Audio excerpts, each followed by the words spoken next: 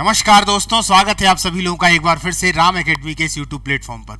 जैसा कि हमने पूर्व में आप लोगों से चर्चा की थी कि मध्य प्रदेश लोक सेवा आयोग 2025 में जो अब एमसीक्यू का दौर है वो चालू है और हम भी इसी तरीके से एक सीरीज लेके आए हुए हैं जिसमें 5000 क्वेश्चन है। आप 5000 प्लस ही मानकर चलिए, प्रत्येक यूनिट से 500 प्रश्न है, आप समझ लीजिए 500 प्लस है ना। तो आज की जो हम इस क्लास को चालू कर रहे हैं वो है यूनिट 2। यूनिट फर्स्ट के जो क्वेश्चन है वो आप लोगों ने देख ही लिए हैं दोस्तों। आज हम यूनिट 2 पर चर्चा कर रहे हैं। तो एक बार पहले देख लेते हैं कि इस पूरी की पूरी क्लास में किससे संबंधित जो एमसीक्यू होंगे वो इसमें से भी, यानी कि यूनिट 2 में से भी जो टॉपिक हैं उनमें से कौन से टॉपिक में से प्रश्न होंगे। चलिए, ये आप मेरे पीछे देख रहे हैं मध्य प्रदेश का इतिहास, संस्कृति एवं साहित्य। ये हमारा क्या है? ये है यूनिट 2। यूनिट 2 के हम 500 क्वेश्चन करेंगे। ऐसे ही अपन ने पूरी यूनिट के देखे हैं। पहली जो यूनिट है उसके जो क्वेश्चन आंसर है वो हो चुके हैं। अब ये सेकंड यूनिट है। तो इसमें जो शुरुआत के 2 टॉपिक हैं, है ना, कौन कौन से? मध्य प्रदेश के इतिहास की महत्वपूर्ण घटनाएं, साथ ही साथ कुछ प्रमुख राजवंश। अब आप कहेंगे सर इसमें राजवंश कौन कौन से हैं? तो जो पुराने विद्यार्थी हैं वो जानते हैं, जो नए हैं वो जान लें। जब आप मेंस का कोर्स उठाएंगे तो मेंस में जब आप पहले वाले पेपर को देखेंगे इतिहास में, तो उन्होंने राजवंशों को वहां पर डिफाइन कर दिया है कि भैया कौन कौन से राजवंश है। तो उन्हीं राजवंश से संबंधित अपन इसमें भी क्वेश्चन आंसरों को देखेंगे। फिर दूसरा है स्वतंत्रता आंदोलन में मध्य प्रदेश का योगदान। फिर हम किसको देखेंगे? स्वतंत्रता आंदोलन में मध्य प्रदेश का योगदान। आज हमारे जो मुख्य सवाल हैं या मुख्य एमसीक्यूज हैं वो किससे संबंधित हैं? पहले वाले टॉपिक से और दूसरे वाले टॉपिक से, यानी कि यूनिट 2 में जो पहला टॉपिक है और दूसरा टॉपिक है उससे संबंधित है। चलिए, लेट ना करते हुए अपन इसको चालू करते हैं। सबसे पहले ही है हमारा ये प्रश्न, एरण मध्य प्रदेश में कहां पर स्थित है? चलिए, ये तो सरल है एकदम। आज के जो क्वेश्चन है, चूंकि दूसरी यूनिट का ये पहला ही भाग है तो क्वेश्चन बहुत ज्यादा सरल है, पर प्रत्येक क्वेश्चन से भी बहुत सारे क्वेश्चन और आंसर निकलते हुए जाएंगे, आप लोग देखते हुए जाइएगा। तो प्रश्न पूछ रहा है कि एरण मध्य प्रदेश में कहां पर स्थित है। ठीक है, तो चलिए देख लेते हैं कहां पर स्थित है। क्या भोपाल में स्थित है, रायसेन में, सागर में या विदिशा में? हम सब जानते हैं कि ये कहां पर है, तो ये सागर में स्थित है। थोड़ा और महत्वपूर्ण बात, एरण है प्रसिद्ध किस लिए? एरण से प्रश्न क्यों पूछे जाते हैं? देखिए, एरण 2 कारण से प्रसिद्ध है। एक तो इसका कारण यह है कि ये ताम्र पाषाण कालीन है, मतलब कि ताम्र पाषाण कालीन बस्ती, ताम्र पाषाण कालीन। एक तो ये इसका एक प्रमुख कारण है। दूसरी और क्या बात है, ये गुप्त काल से भी संबंधित है। गुप्त काल में हम देखते हैं कि सती प्रथा का जो प्रथम साक्ष्य है या प्रथम अभिलेखीय साक्ष्य है, साहित्यिक साक्ष्य तो हमें सती प्रथा का महाभारत काल में मिलता है, जहां पांडु जी जब समाप्त हो जाते हैं तो उनकी पत्नी सती हो जाती हैं। लेकिन यदि अभिलेखीय साक्ष्य की बात करें तो कहां से मिलता है? एरण से मिलता है। तो सती प्रथा का 2 बातें हो गई, इसीलिए इस पे अक्सर प्रश्न पूछा ही जाता है ना। एरण पे या तो 2 नंबर या 3 नंबर में प्रश्न पूछ लेते हैं, या मध्य प्रदेश की आपने दूसरी परीक्षाओं में भी देखा होगा या दूसरी अन्य परीक्षाएं कि सती प्रथा का पहला अभिलेखीय साक्ष्य कहां मिला है, तो वो एरण में ही है। तो सती प्रथा का अभिलेखीय शब्द जरूर याद रखिएगा, है ना, अभिलेखीय साक्ष्य।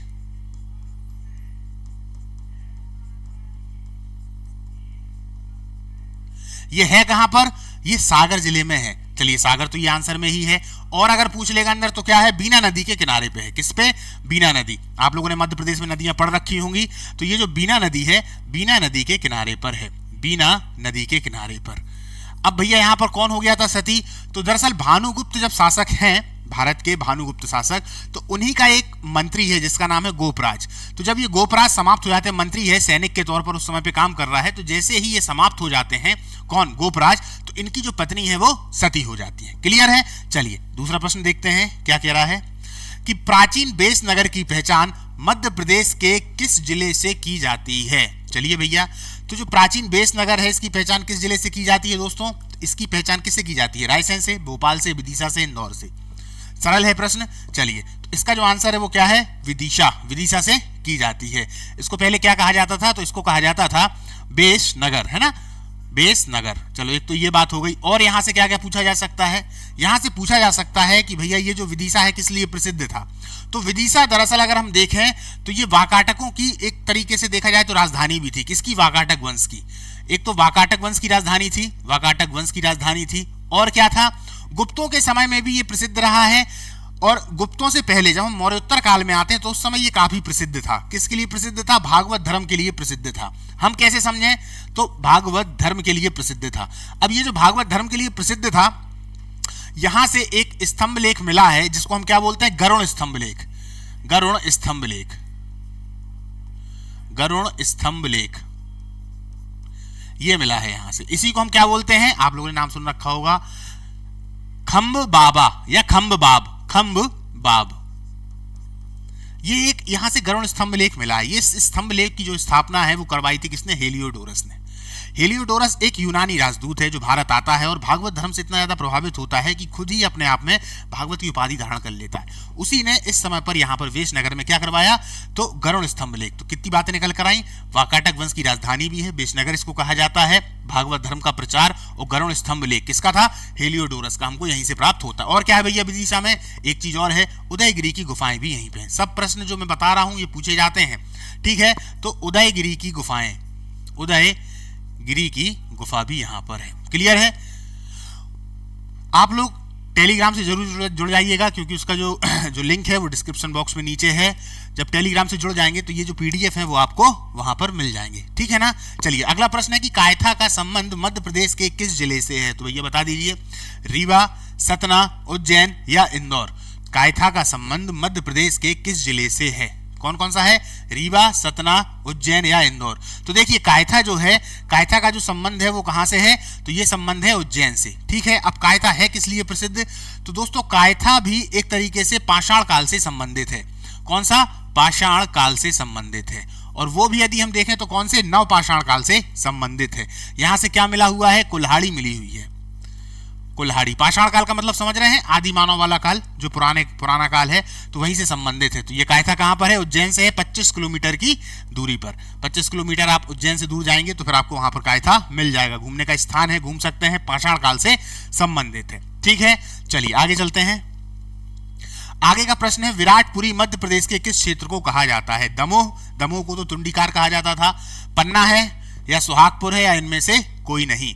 तो क्या आंसर होगा इसका कि विराटपुरी मध्य प्रदेश में किस क्षेत्र को कहा जाता है, तो इसका जो आंसर होगा वो क्या होगा, सुहागपुर। अब ये सुहागपुर कब कहा जा रहा है, तो याद रखिएगा जब महाभारत काल चल रहा है या महाभारत का समय चल रहा है, तो उस समय पर जब पांडव अपना अज्ञातवास पूरा कर रहे हैं तो इसी क्षेत्र में कहीं ना कहीं घूम रहे हैं। तो ये जो सुहागपुर वाला क्षेत्र, इसको क्या कहा गया है, विराटनगर, विराटनगर, ठीक है ना। एक तो ये वाली बात हो गई। दूसरी बात और क्या है कि ये जो सुहागपुर है किस लिए प्रसिद्ध है, ये हम देखें तो कोयला के लिए है कि नहीं है। कोयला काफी ज्यादा मात्रा में होता है, सीधी, सिंगरौली वहां तो होता ही, लेकिन सुहागपुर में भी कोयले की खानें हैं। क्लियर, आगे चलें। चलिए अब प्रश्न है हमारा, माहिष्मती का संबंध मध्य प्रदेश के किस क्षेत्र से है। माहिष्मती बार बार पूछा जाता है दोस्तों, महेश्वर, उज्जैन, इंदौर, इनमें से कोई नहीं। तो माहिष्मती का जो संबंध है वो कहां से है, माहिष्मती का संबंध है दोस्तों महेश्वर से। ये आंसर आप लोगों को मालूम होगा। देखिए आज के प्रश्न जो हैं वो बहुत ज्यादा सरल हैं, धीरे धीरे इनका लेवल बढ़ता हुआ जाएगा। प्रश्न सरल है लेकिन ये जानना बहुत ज्यादा जरूरी है कि साथ साथ में और हमसे इनसे संबंधित कौन कौन से प्रश्न पूछे जाएंगे। आपने आंसर लगा दिया, अच्छा है, पर और कौन कौन से प्रश्न पूछे जा सकते हैं या पूछे गए हैं उन पर भी चर्चा करना जरूरी है। तो मुख्यतः क्लास इस पर है और सभी क्लासें इसी पर होंगी, ताकि हम एक क्वेश्चन को देखें कि इसका एक आंसर है तो ठीक है, इस आंसर से और कौन कौन से प्रश्न बन सकते हैं, और जो 3 नहीं है उनसे भी क्या कुछ बन सकता है, ठीक है। चलिए, महेशमती का जो संबंध है वो महेश्वर से है। पहली बात, महेश्वर में अगर देखा जाए तो महेश्वर साड़ी के लिए प्रसिद्ध है। अहिल्याबाई का संबंध अगर इंदौर से है तो महेश्वर उनकी क्या थी, राजधानी भी थी। तो याद रखिएगा अहिल्याबाई का यदि संबंध आता है तो आप भी इसमें महेश्वर लगाएंगे, है ना। अहिल्याबाई, इनकी ये राजधानी भी हुआ करती थी, महेश्वर से ही वो पूरे अपने काम करती थी। दूसरी बात, महेश्वर की साड़ी भी प्रसिद्ध है और माहिष्मती का जो संबंध है महेश्वर से है। दरअसल जब हम 16 महाजनपदों को पढ़ते हैं तो 16 महाजनपद में एक जनपद मिलता है हमको, अवंती या उज्जैनी। तो उज्जैनी में 2 राजधानियां थी, कौन कौन सी, एक तो थी उज्जैनी खुद ही जिसे हम अवंती के नाम से जानते हैं, अवंती महाजनपद, और एक दूसरी थी उसकी महेशमती जो आधुनिक रूप से महेश्वर वाला क्षेत्र है, ठीक है। तो ये 2 इसकी क्या थी, राजधानियां थी। हम जब कलचुरी वंश में आते हैं, है ना, जब हम कलचुरी शासकों पे आएंगे तो कलचुरी शासकों में भी देखेंगे जो त्रिपुरी के कलचुरी हैं, तो वहां पर हम त्रिपुरी यानी कि जबलपुर वाला जो क्षेत्र है, यहां पर भी शुरुआती दौर में, कब, शुरुआती दौर में इनकी जो राजधानी थी वो क्या थी, माहिष्मती थी। आप लोगों में से जिन लोगों ने इन राजवंशों को पढ़ रखा होगा उनके लिए बिल्कुल ये एकदम सरल है, जिन लोगों ने नहीं पढ़ रखा होगा तो उनके लिए नया हो सकता है। तो किनसे संबंधित है, याद रखना कलचुरियों की राजधानी रही है, ठीक है, कलचुरी। चलिए आगे वाले प्रश्न पे आते हैं। अब आगे का प्रश्न है, चेदी महाजनपद कहां पर स्थित था? चलिए देख लेते हैं। यमुना बिंद पर्वत के मध्य का क्षेत्र। तुरंत मैप आ जाना चाहिए एकदम दिमाग में कि हाँ भैया यार, यमुना की बात की है तो यमुना कहां से जा रही है, बिंद क्षेत्र की बात की है तो बिंद क्षेत्र कहां पे है। फिर है गंगा यमुना का दोआब, और ऊपर पहुंच गए, गंगा यमुना का दोआब। कृष्णा गोदावरी के मध्य एकदम नीचे को आ रहे हैं, है ना, महाराष्ट्र वाला जो क्षेत्र है उससे नीचे को आ रहे हैं, या इनमें से कोई नहीं। तो ये चेदी महाजनपद की बात चल रही है, बुंदेलखंड की बात चल रही है, शिशुपाल जहां का शासक था वहां की बात चल रही है। तो क्या आंसर हो जाएगा इसका? यमुना और बिंद पर्वत का क्षेत्र। आधुनिक रूप से जो बुंदेलखंड वाला क्षेत्र है उसी को हम चेदी महाजनपद के नाम से पूर्व में जानते हैं। यानी कि जो महाजनपद काल है उस समय चेदी था, चेदी की राजधानी क्या थी? शक्तिमती थी। तो ये जो चेदी है ये बुंदेलखंड वाला क्षेत्र ही कहलाता। बुंदेलखंड यही है यमुना और बिंद पर्वत के बीच में, है ना। सतना, सागर, दतिया, आप यहाँ पे चले जाएंगे, सागर हो गया, है ना, और उसके ऊपर चले जाएंगे तो ये चित्रकूट के नीचे वाला क्षेत्र हो गया। तो ये पूरा का पूरा क्षेत्र कौन सा है? बुंदेलखंड। चलिए आगे चलते हैं। आगे का प्रश्न है कि इनमें से अवंती के शासक कौन थे? चलिए, पहला है चंड प्रद्योत, दूसरे हैं जीवक, तीसरे हैं अजातशत्रु और फिर हैं बिंबिसार। तो अब इसमें पूछ रहे हैं कि अवंती के शासक कौन थे। अवंती यानी उज्जैनी, अभी अपन ने चर्चा करी, तो उज्जैनी के जो शासक थे वो थे चंड प्रद्योत, ये तो एक बात हो गई। अब ये जीवक है, अजातशत्रु, ये भी कहीं ना कहीं जुड़े हुए हैं। ये जो जीवक है ना, ये जीवक जाता है किसके पास में? चंड प्रद्योत के पास में। क्यों जाता है? क्योंकि ये हो गए थे पांडु रोग से ग्रसित। पांडु रोग का मतलब क्या है? जॉन्डिस, पीलिया से ये ग्रसित हो गए थे। इस पूरी की पूरी बात कब की चल रही है? महाजनपद काल के समय की बात चल रही है। यानी कि जब बिंबिसार गद्दी पर बैठे हुए हैं, हर्यक वंश बैठे हैं, तो फिर बिंबिसार के समय में ही जीवक जो है वो चंड प्रद्योत के पास जाते हैं। इनके अच्छे मधुर संबंध थे। यानी ये तो हो गया अवंती का, और जीवक हो गए कहाँ के? मगध के, यानी कि राजगृह के। तो अब जीवक जाते हैं चंड प्रद्योत के पास में, तो इनके पांडु रोग जो था, पांडु रोग या पीलिया रोग या जॉन्डिस, उसको ठीक करते हैं। क्यों करते हैं? क्योंकि जीवक उस समय के टॉप क्लास के आयुर्वेदाचार्य हैं। कौन है? आयुर्वेदाचार्य हैं। ठीक है। अजातशत्रु कौन है? बिंबिसार का ही पुत्र है, और बिंबिसार इन्हीं के समय के हैं। चलिए, और अगर आगे आएंगे तो अपन इन पे चर्चा करेंगे। मौर्य काल में अगला प्रश्न है, बिंदुसार के समय अवंती का कुमारपाल कौन था? अब जैसे कुमारपाल आ गया तो याद रखना आप लोग, कुमारपाल का मतलब है उस समय पर उसका प्रमुख कौन है। मौर्य काल में हम देखते हैं कि जितना भी भाग उनका बटा हुआ है, 5 भागों में बटा था, उसको चक्र बोलते थे, है ना। जो 5 राज्यों में पूरा का राज्य बटा हुआ था उसको क्या बोलते थे? चक्र बोलते थे। उन चक्रों का प्रधान कौन होता था? या तो आर्यपुत्र कहेंगे, कुमारपाल कहेंगे। तो यहां पर क्या लिखा हुआ है? कुमारपाल। इसी का नाम है आर्यपुत्र या कुमारपुत्र या राजा के पुत्र। तो कौन थे? मौर्य काल में बिंदुसार के समय अवंती के कुमारपाल। या ऐसा आ सकता है इसकी जगह की शासक कौन थे, है ना।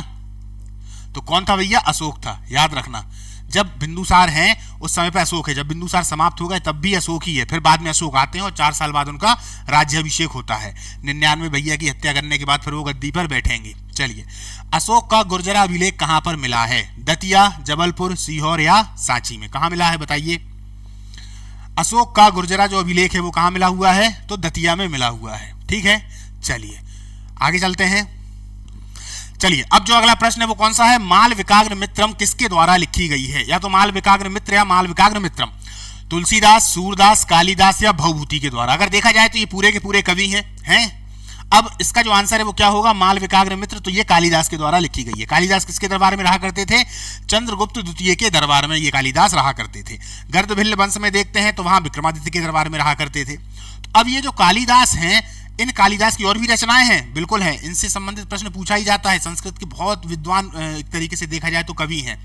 किसके हैं? संस्कृत के हैं। इनको भारत का शेक्सपियर भी कहा जाता है। तो कालिदास ने एक तो ये लिखी है मालविकाग्नि मित्र। ये दरअसल जो शुंग शासक है उसमें जो अग्निमित्र है, शुंग शासकों में अग्निमित्र है, उसकी और मालविका के प्रणय संबंधी ये कथा है। एक तरीके से उनके प्रेम की ये कहानी है, मालविका की और अग्निमित्र की।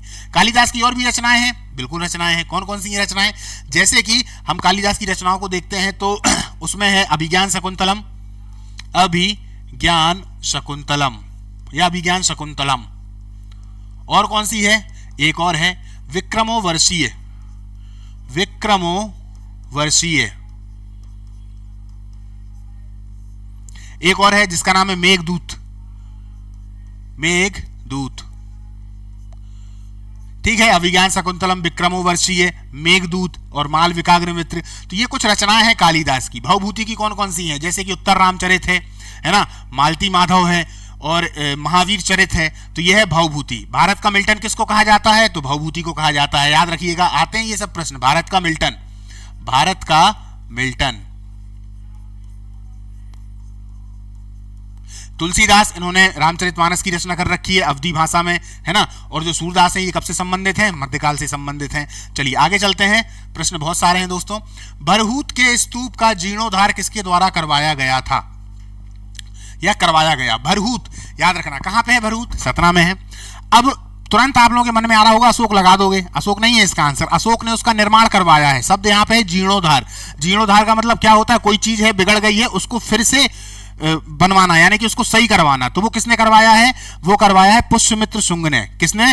पुष्यमित्र शुंग ने। ये पुष्यमित्र शुंग है, याद रखिएगा, खाली पुष्यमित्र लिखा हुआ है, शुंग। पुष्यमित्र शुंग के द्वारा जो सतना वाला भरहूत स्तूप है उसका जीर्णोद्धार करवाया, एक तरीके से मरम्मत करवाई गई है। उसके चारों तरफ में जो प्रदक्षिणा पथ होता है वो बनवाया है। ठीक है, चलिए आगे चलते हैं। आगे का प्रश्न कह रहा है कि सुपिया अभिलेख का संबंध किस वंश से है? अब वंश से संबंधित क्वेश्चन आ रहे हैं दोस्तों। सुपिया अभिलेख तो गुप्त वंश, मौर्य वंश, औलिकर वंश या इनमें से कोई नहीं? तो चलिए देख लेते हैं। इसका जो आंसर है, मौर्य वंश में तो हम सुपिया अभिलेख के बारे में नहीं पढ़ते हैं, लेकिन मौर्य वंश में अभिलेख तो बहुत ज्यादा मिले हुए हैं। औलिकर वंश में भी नहीं है। इसका जो आंसर है वो है गुप्त वंश। ठीक है, अब देखिए सुपिया जो अभिलेख है इससे हमको जानकारी क्या मिलती है? जानकारी को याद रखेंगे तो सुपिया अभिलेख आपको याद रहेगा। चलिए जाइए गुप्त वंश के पास में। जब गुप्त वंश को हम देखते हैं तो शुरुआत में हम देखते हैं कि गुप्त वंश की स्थापना किसके द्वारा हो रही है? श्रीगुप्त के द्वारा हो रही है। दूसरा शासक कौन हो रहा है? घटोत्कच हो रहा है। तीसरा शासक कौन हो रहा है? चंद्रगुप्त प्रथम। तो जो दूसरा शासक है ना, घटोत्कच, ये जो शासक है, घटोत्कच जो शासक है, इसकी जानकारी हमको किसमें मिलती है? तो सुपिया अभिलेख में मिल जाती है। ठीक है ना, पहला श्रीगुप्त है, दूसरा घटोत्कच है, तीसरा चंद्रगुप्त प्रथम है, जिसे हम गुप्त वंश का वास्तविक संस्थापक भी कहते हैं। ठीक है, तो गुप्त वंश से संबंधित है सुपिया अभिलेख। मध्य प्रदेश के एग्जाम की दृष्टि से बहुत ज्यादा इंपॉर्टेंट है। फायान ने किस राज्य को समृद्धशाली बताया है? फायान ने किस राज्य को समृद्धशाली बताया है? हमको मालूम होना चाहिए कि भैया फायान किसके समय में आ रहा है, तभी इस क्वेश्चन को हम लगा पाएंगे। अब बहुत सारे लोगों को तो मालूम है, जिन लोगों ने पढ़ रखा है, जो नए हैं वो समझ लें। फायान मध्य प्रदेश को बोलता है। क्यों? क्योंकि मध्य प्रदेश उस समय पर गुप्तों का एक प्रमुख सेंटर है।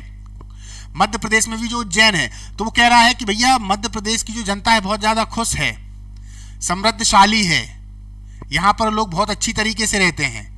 तो हम इसी फायान के आधार पर ये देखते हैं कि गुप्त काल जो है वो भारत का क्या है, एक तरीके से स्वर्ण काल। हालांकि फायान के अलावा और भी इतिहासकार हैं, वो भी बोल रहे हैं, पर फायान जैसे चीनी यात्री है वो ऐसी बातें बता रहा है तो हम समझते हैं। और फिर आसपास की जो चीजें हैं वहां पर सिक्कों का मिलना, सबसे ज्यादा अगर देखा जाए तो जो हमें सोने के सिक्के हैं वो कहां से मिल रहे हैं? गुप्त काल के हैं या गुप्त काल से संबंधित हैं। तो इसलिए फायान। अब फायान ने किसके समय यात्रा की, ये याद रखने वाला है। चंद्रगुप्त द्वितीय, याद रखना, चंद्रगुप्त द्वितीय ऑप्शन देगा आपके लिए वो। चंद्रगुप्त मौर्य, चंद्रगुप्त प्रथम, चंद्रगुप्त द्वितीय, लास्ट में दे देगा समुद्रगुप्त। तो आपको क्या देखना है? चंद्रगुप्त द्वितीय। इसकी जगह एक और नाम देगा, विक्रमादित्य, विक्रमादित्य द्वितीय। ठीक है, विक्रमादित्य। तो विक्रमादित्य भी यही है, चंद्रगुप्त। तो ये फायान है। तो हेनसांग किसके समय आया? हर्षवर्धन के समय पे आया। मेगास्थनीज किसके समय पे आ रहा है? तो जो मेगास्थनीज है वो किसके समय पे आ गया? चंद्रगुप्त मौर्य के समय पे आ गया। डाइमेकस किसके समय पे आ रहा है? तो वो किसके समय आ गया? बिंदुसार के समय पे आ गया। डायनोसियस किसके समय पे आ रहा है? तो वो अशोक के समय पे आ गया। ठीक है, चलिए आगे चलें। अब प्रश्न है, नचना कुठार पार्वती का मंदिर कहां पर स्थित है? नचना कुठार पार्वती जी का जो मंदिर है वो कहां पर स्थित है? चलिए देखते हैं। पन्ना, सतना, कटनी या सीधी? तो इसका जो आंसर है वो क्या हो जाएगा? पन्ना। अब ये बात हमारी कब की चल रही है? ये बात है गुप्त काल की। क्यों? क्योंकि हम देखते हैं भारत के इतिहास में मंदिरों का एविडेंस हमको कहीं देखने को नहीं मिलता। जब देखने को मिलता है तो क्या आ जाता है? गुप्त काल आ जाता है। तो पहला जो मंदिर हम देखते हैं वो कौन सा है? देवगढ़, दशावतार, ललितपुर, झांसी के पास में। क्लियर? इसके बाद में नचना कुठार पार्वती के मंदिर, धीरे धीरे मंदिर बनने लगे। तो ये कहां पर है? ये पन्ना में है। क्लियर? चलिए आगे चलें। अब आगे का जो प्रश्न है वो है, बिम्बकट फिशेस के सिक्के कहां से मिले? तो पहले मालूम होना चाहिए कौन है बिम्बकट फिशेस। ये कुषाण शासक है। कुषाण शासक है ना? कुषाण शासक है। सबसे पहली बात है, वही जो कनिष्क से संबंधित है। तो इसके जो सिक्के हैं वो कहां से मिल रहे हैं? मध्य प्रदेश से मिल रहे हैं। इसी वजह से ये प्रश्न है जो अपन ने यहाँ पे डाला हुआ है। विदिशा, रायसेन, भोपाल या इनमें से कोई नहीं। इसके जो सिक्के हैं वो कहां से मिल रहे हैं? विदिशा से मिल रहे हैं। दूसरी बात, सबसे ज्यादा शुद्ध सोने के सिक्के किसके हैं? कुषाण शासकों के। किसके हैं? कुषाण शासकों के। सबसे ज्यादा शुद्ध सोने के सिक्के, शुद्ध सोने के सिक्के, ये प्रश्न पूछा जाता है। सबसे ज्यादा शुद्ध सोने के सिक्के, यानी कि जो गोल्ड है वो एकदम पेपर है। ठीक है ना? सबसे ज्यादा सोने के सिक्के, तो फिर गुप्त काल लगाना है। पर सबसे शुद्ध सोने के सिक्के तो कुषाण काल लगाना, उसी कुषाण काल का है बिम्कटफिसिस, और उसी से संबंधित है कनिष्क, जब बौद्धों की चौथी संगति हो जाती है। ठीक है, बौद्धों की चौथी संगति किसके समय हुई? कनिष्क के समय हुई, जब अश्वघोष हैं और कौन है? अश्वघोष हैं जो उस समय अध्यक्ष हैं, जब उसकी चौथी बौद्ध संगति हो रही है। हर्षवर्धन की पराजय किस नदी के किनारे पर हुई? अगला प्रश्न कह रहा है कि हर्षवर्धन की जो पराजय है वो किस नदी के किनारे पर हुई है? नर्मदा, कृष्णा, ताप्ती, चंबल, बताइए। हर्षवर्धन किससे हार जाते हैं? हम देखते हैं कि हर्षवर्धन का जो समय है वो कब का है? गुप्तोत्तर काल का है। तो हर्षवर्धन की जो पराजय हो रही है वो हो रही है पुलकेशिन द्वितीय से। किससे हो रही है? पुलकेशिन द्वितीय से। और किससे? जो पुलकेशिन द्वितीय है ये कहां पर इनको हरा दे रहे हैं? तो नर्मदा नदी के तट पर। क्या है? हर्षवर्धन अब नर्मदा को क्रॉस करके बाहर जाना चाहते हैं कि हम चाहें तो दक्षिण भारत में भी अपना विस्तार करें, यहीं तक क्यों सीमित रहें। तो जब वो दक्षिण भारत की ओर जाते हैं तो वहां पर एक मजबूत और शक्तिशाली साम्राज्य, या कह सकते हैं एक शक्तिशाली शासक बैठा हुआ है, जिसका नाम क्या है? पुलकेशिन द्वितीय। पुलकेशिन द्वितीय से नर्मदा के तट पर युद्ध होता है। संभवतः इसी युद्ध में हर्षवर्धन की मृत्यु हो जाती है, और फिर उसके बाद हम देखते हैं कि जो उत्तर भारत है वो फिर से टुकड़ों में बढ़ जाता है। तो हर्षवर्धन की पराजय होती है। हमें जानकारी किससे मिल रही है? एहोल अभिलेख, बहुत इंपॉर्टेंट है, पुलकेशिन द्वितीय का है। देखिए कितने क्वेश्चन निकले। एहोल अभिलेख, एहोल अभिलेख। अब एहोल अभिलेख की रचना किसने कर रखी है? तो ये कर रखी है किसने? रवि कीर्ति ने। आता है ये प्रश्न, रवि कीर्ति ने इसकी रचना कर रखी है। क्लियर है? रवि कीर्ति के द्वारा इसकी रचना की गई है। चलिए आगे चलते हैं। आगे का प्रश्न क्या पूछ रहा है? औलिकर वंश कहां से संबंधित है? देखिए मध्य प्रदेश का वंश है। औलिकर वंश से तो बार बार प्रश्न पूछे ही जा रहे हैं। तो भैया मंदसौर, उज्जैन, सतना, इनमें से कोई नहीं। तो भैया कहां से संबंधित है औलिकर वंश? औलिकर वंश है मंदसौर से संबंधित। तो औलिकर जो वंश है, इसी वंश में एक सबसे महान शासक है जिसका नाम है यशोधर्मन। यशोधर्मन जो हूण शासकों को पराजित कर देंगे। कौन से हूण शासक को पराजित करेंगे? मिहिर कुल को ये पराजित कर देता है। कौन? यशोधर्मन। गुप्त शासक को भी पराजित करेगा। किसको? नरसिंह गुप्त बालादित्य को। और किसको पराजित करेगा? वाकाटक राजवंश को भी ये पराजित कर देता है। जो वाकाटक राजवंश इसके नीचे में है, चूंकि ये कहां पर है? मंदसौर, बीच में आ रहा है, ऊपर गुप्त है, नीचे वाकाटक है, तो वहां पर गुप्तों को भी हराएगा, नरसिंह गुप्त बालादित्य को, हूण शासक मिहिर कुल को भी हराएगा, और नीचे वाकाटक राजवंश में भी ये हमला करते हैं और उसको भी नीचे की ओर धकेल दिया करते हैं। चलिए, तो औलिकर वंश से संबंधित है, याद रखना। और द्वितीय औलिकर वंश से संबंधित है, वहां दो औलिकर वंश हुए हैं, जब हम पढ़ेंगे तो देखेंगे। आएगा यशोधर्मन। यशोधर्मन का संबंध किस वंश से था? चलिए, औलिकर वंश, अभी अपन ने देखा औलिकर वंश। चलिए आगे चलें। गुर्जर प्रतिहार वंश की द्वितीय राजधानी क्या थी? गुर्जर प्रतिहार वंश की द्वितीय राजधानी, गुर्जर प्रतिहार शब्द लग गया द्वितीय, तो यानी कि पहली नहीं होगी, द्वितीय तभी आएगा जब पहला होगा। इसका मतलब यह है कि उज्जैन, कन्नौज, भोपाल, सतना, क्या इसका आंसर होगा? तो देखिए, उनकी पहली राजधानी तो ये थी उज्जैन। उज्जैन के बाद में फिर वो ऊपर की ओर निकल जाते हैं। ऊपर से मेरा मतलब है उत्तर की ओर। उत्तर की ओर जाते हैं तो अपनी जो राजधानी है वो क्या बना लेते हैं? कन्नौज। तो उज्जैन अधिकतम आदमी आंसर इसका लगा देता है, लेकिन आंसर क्या हो जाएगा? तो कन्नौज इसका आंसर हो जाएगा। क्लियर है? क्लियर बात आ गई समझ में? क्या हो जाएगा? कन्नौज। पहली राजधानी है उज्जैन, समझ लो इसको। पहली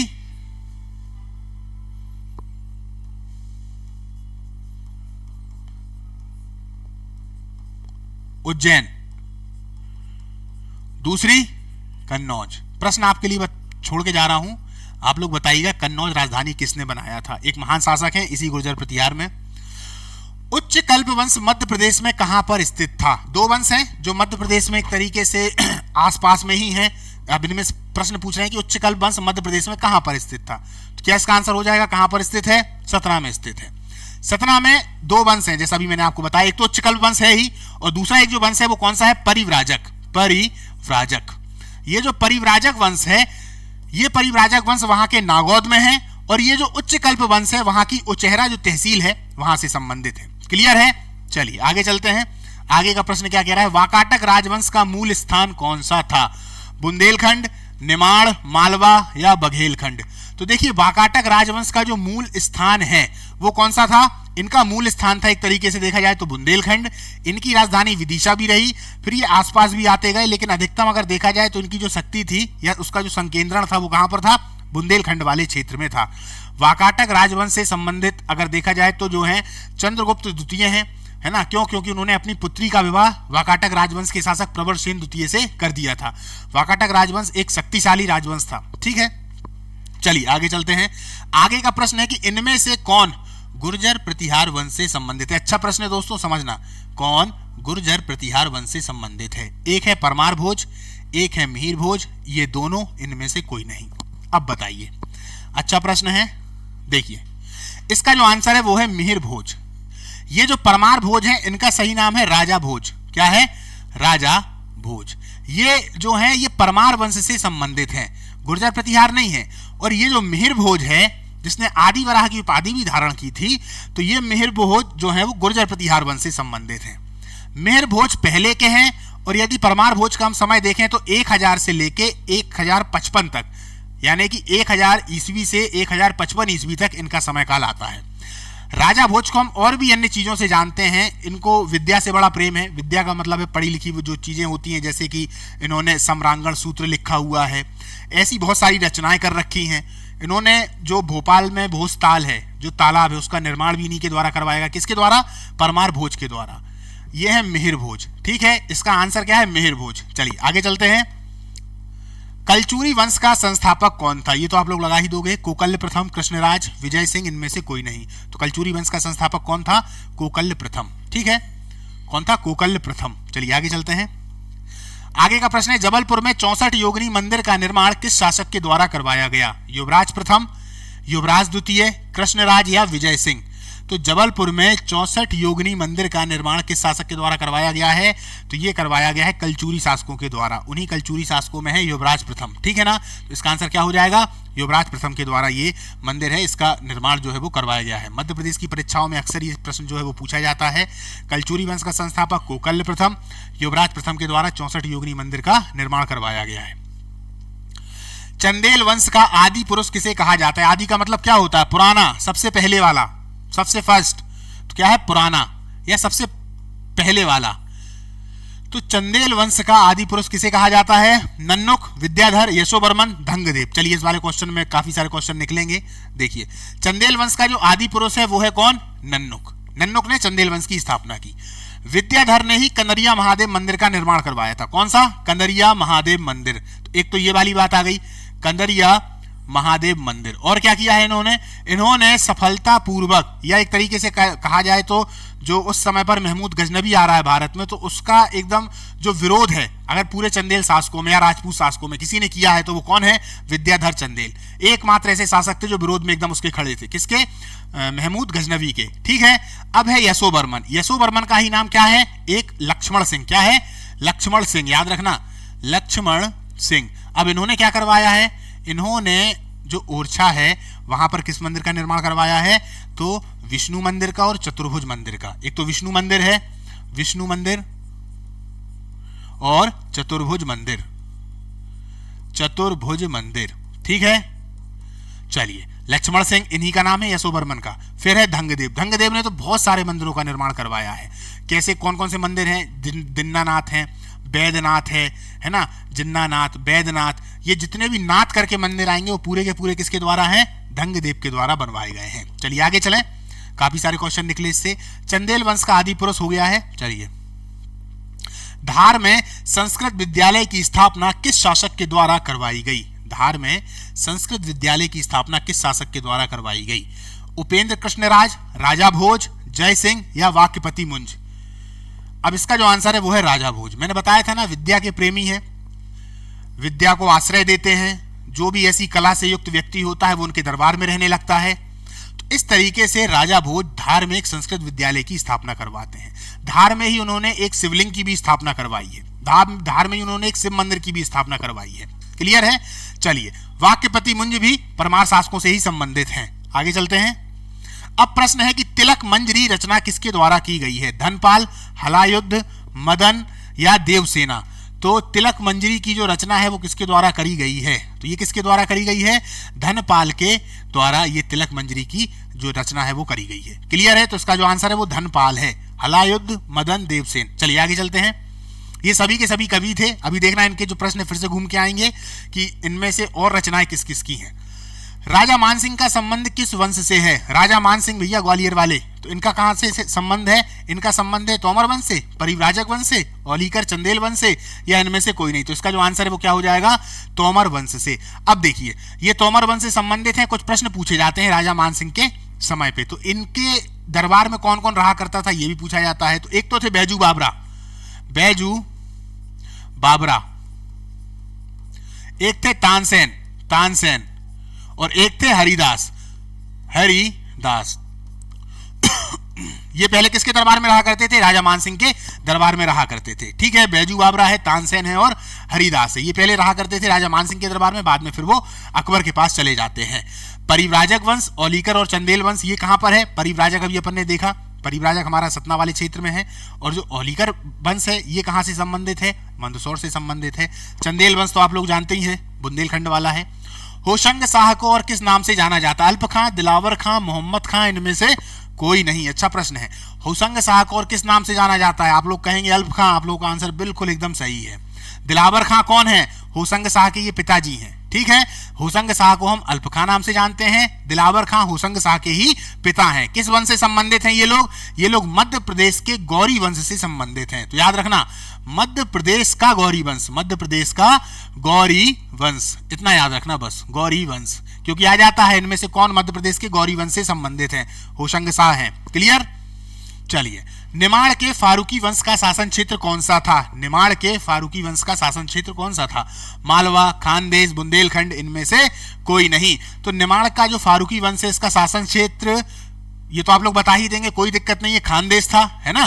क्यों? क्योंकि यहीं पे राजधानी क्या है? बुरहानपुर, बुरहानपुर। और दूसरी बात, यहीं पर कौन सा किला है? असीरगढ़ का किला, जिसे दक्षिण भारत की कुंजी भी कहा जाता है। असीरगढ़ का किला, असीरगढ़ का किला, इतना याद रखिएगा। चलिए आगे चलें। आगे का प्रश्न क्या बोल रहा है? आगे का प्रश्न कह रहा है कि बाज बहादुर का संबंध इनमें से किस युद्ध से है? सारंगपुर के युद्ध से, असीरगढ़ का युद्ध, रायसेन का युद्ध, देवरी घाटी का युद्ध। चलिए, तो भैया रायसेन का युद्ध, असीरगढ़ का युद्ध, ऐसे युद्ध हमने तो सुने नहीं है, शायद आप लोगों ने सुने हो तो बताइएगा। हाँ, सारंगपुर का युद्ध जो है वो बाज बहादुर से संबंधित है। और ये युद्ध होता किस किस के बीच में है? तो बाज बहादुर और अकबर के बीच में। तो क्या अकबर यहाँ पे लड़ने के लिए जा रहा है? बिल्कुल नहीं, अकबर कभी लड़ने के लिए कहीं जाता ही नहीं है, बहुत कम जाता है। अकबर ने अपने सेनापतियों को वहां भेजा। तो जब बाज बहादुर के साथ युद्ध होता है, चूंकि ये मालवा के शासक हैं, तो जब मालवा वाले क्षेत्र के शासक हैं तो युद्ध हुआ, तो बाज बहादुर को दक्षिण की ओर भागना पड़ा। फिर कुछ समय के बाद बाज बहादुर फिर से आ जाते हैं और अपने क्षेत्र को कैप्चर कर लेते हैं। हालांकि कुछ समय के बाद अकबर फिर से अपनी सेना भेजता है और इनको आत्मसमर्पण करना पड़ता है, और फिर बाज बहादुर कुछ समय के बाद वहां पर समाप्त हो जाते हैं। तो इनकी कब्रें वगैरह वहीं पर बनी हुई हैं। दूसरी बात जो मुझे आपको बताना है वो ये है कि सारंगपुर का एक युद्ध यहाँ है, एक सारंगपुर का युद्ध और होगा, वो 1700 ईस्वी के बाद में होता है, मुगल और मराठाओं के बीच में, क्योंकि वो क्षेत्र सारंगपुर के नाम से जाना जाता है। चलिए आगे चलें। देवरी घाटी का जो युद्ध है वो किससे संबंधित है? तो ये संबंधित है औरंगजेब से। चलिए, गोंडवाना राज्य का आदि पुरुष किसे कहा गया है? आदि पुरुष यानी पुराना पुरुष, पुराना का मतलब जो एकदम पहले वाले हैं। तो क्या है इसका आंसर? यादव राय। क्या है? यादव राय। चलिए आगे का प्रश्न देखते हैं। रानी दुर्गावती किसकी पत्नी थी? दलपति शाह, संग्राम दास, है ना, अर्जुन दास या मधुकर शाह? तो देखिए, रानी दुर्गावती जो है वो किनकी पत्नी है? तो ये दलपत शाह जी की पत्नी है। दलपत शाह जो थे वो समाप्त हो गए थे, और जब ये समाप्त हो जाते हैं तो रानी दुर्गावती फिर पूरा का पूरा जो कार्यभार है वहां का संभाल लेती हैं। इनका जो पुत्र है वो छोटा होता है। रानी दुर्गावती के ही ससुर जी थे कौन? संग्राम दास। क्या? संग्राम दास। इन्हीं को हम जानते हैं किस नाम से? आम्हड़ दास के नाम से भी जानते हैं। किस नाम से? आम्हड़ दास के नाम से भी हम इनको जानते हैं, संग्राम शाह को। क्लियर है? तो संग्राम दास हो गए, है ना। इनको संग्राम शाह भी कहा जाता है, संग्राम शाह, इनका सही नाम है संग्राम शाह। क्लियर? तो दलपत शाह उनके पति हैं, रानी दुर्गावती के संग्राम शाह जो है वो उनके ससुर जी हैं। क्लियर है? चलिए, मधुकर शाह और अर्जुन दास भी कहीं ना कहीं इसी वंश से संबंधित हैं। और इसी वंश से संबंधित हैं कौन? आगे चलकर शंकर शाह और रघुनाथ शाह, जो 1857 की क्रांति में भाग लेते हैं और इनको अंग्रेज लोग तोप से उड़ा देते हैं। फिर इसके बाद में हम देखते हैं कि इनका जो वंश है फिर हमें ऐसे कोई शासक देखने को नहीं मिलते। चलिए आगे चलें। इनमें से किसका संबंध 1857 की क्रांति से है? देखिए प्रश्न आ गया।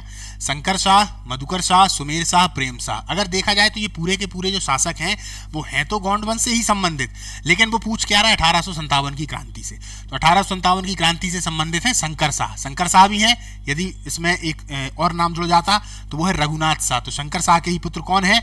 रघुनाथ शाह। रघुनाथ शाह,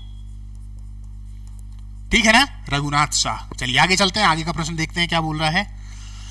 मुगल बादशाह जहांगीर की दोस्ती किस बुंदेला शासक के साथ में थी? देखिए चूंकि मध्य प्रदेश से संबंधित है, ओरछा से, इसलिए तो वीर सिंह बुंदेला इसका आंसर है। जुझार सिंह बुंदेला, देवी सिंह बुंदेला, पहाड़ सिंह बुंदेला इसके आंसर नहीं है, ये आप लोगों को पता होगा।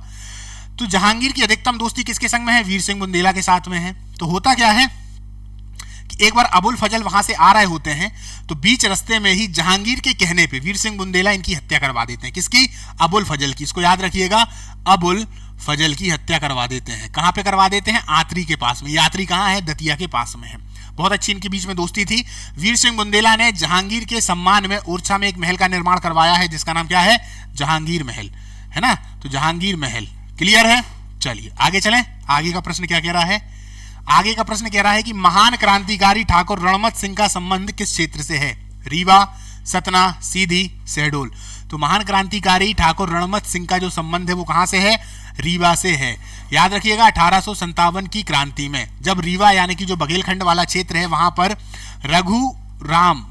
रघुराज इनका शासन था, तो उसी समय पर कहीं ना कहीं जो ठाकुर रणमत सिंह है ये 1857 की क्रांति का नेतृत्व कर रहे हैं, अंग्रेजों से लड़ रहे हैं, उनको परेशान कर रहे हैं। तो इनका जो संबंध है वो कहां से? रीवा से। एक बार प्रश्न और पूछा गया था एमपी की जो परीक्षाएं हैं उसमें कि ये जो ठाकुर रणमत सिंह स्टेडियम कहां पे है? तो भाई अब रीवा से है तो रीवा में ही होगा। तो ठाकुर रणमत सिंह जो स्टेडियम है वो कहां पे है? रीवा में है। चलिए आगे का प्रश्न देखते हैं क्या है। देवी अहिल्याबाई का संबंध किस वंश से है? इंदौर के होलकर, ग्वालियर के सिंधिया, मालवा के परमार, बुंदेलखंड के चंदेल। बहुत सरल क्वेश्चन है। इसका जो आंसर है वो क्या है? इंदौर के होलकर। हालांकि जब देवी अहिल्याबाई थी तो इनकी जो राजधानी थी वो क्या थी? महेश्वर थी। महेश्वर की साड़ियों को जो आज एक प्रतिष्ठा प्राप्त है, उस प्रतिष्ठा में सबसे ज्यादा जो हाथ है वो किसका है? देवी अहिल्याबाई का है। इस बात को याद रखिएगा। दूसरी बात, देवी अहिल्याबाई ने महेश्वर के लिए और साथ साथ में उस वाले क्षेत्र के लिए बहुत कुछ किया है। जैसे उनको रोजगार दिलवाना, उनके रोजगार की सही व्यवस्था करवाना, वहां पे ये जो साड़ी है इसको एक तरीके से राष्ट्रीय से, मतलब पहले वहीं के लोग जान रहे थे, फिर धीरे के बाद राज्य लोग के लोग जानने लगे, फिर कुछ समय के बाद राष्ट्रीय अंतर्राष्ट्रीय जो ख्याति मिली है वो इन्हीं की वजह से मिली हुई है। एक तरीके से होलकर वंश का जो स्वर्ण काल है वो देवी अहिल्याबाई के काल को ही कहा जाता है। तो ठीक है, इनको स्वर्ण काल भी कहा जाता है। और इसके अलावा अगर देखा जाए तो काशी का जो विश्वनाथ मंदिर है वो भी देवी अहिल्याबाई के द्वारा बनवाया गया है। और सुनिए, गुजरात का जो द्वारिकाधीश मंदिर है वो भी देवी अहिल्याबाई के द्वारा ही बनवाया गया है। साथ ही साथ बनारस का जो मणिकर्णिका घाट है वो भी किसके द्वारा बनवाया गया है? देवी अहिल्याबाई के द्वारा बनवाया गया है। चलिए छोटे छोटे क्वेश्चन है दोस्तों, आ जाते हैं। दोस्त मोहम्मद खान का संबंध किस रियासत से है? तो दोस्त मोहम्मद खान का संबंध कहां से है? भोपाल रियासत से है। कौन थे भैया दोस्त मोहम्मद खान? एक अफगान सैनिक थे। किसकी सेना में? औरंगजेब की सेना में। कुछ समय के बाद क्या होता है कि ये भोपाल की तरफ आ जाते हैं। भोपाल में जो शासन है वो निजाम शाह का होता है। उस समय पे निजाम शाह समाप्त हो जाते हैं, उनका भतीजा उनको जहर दे देता है।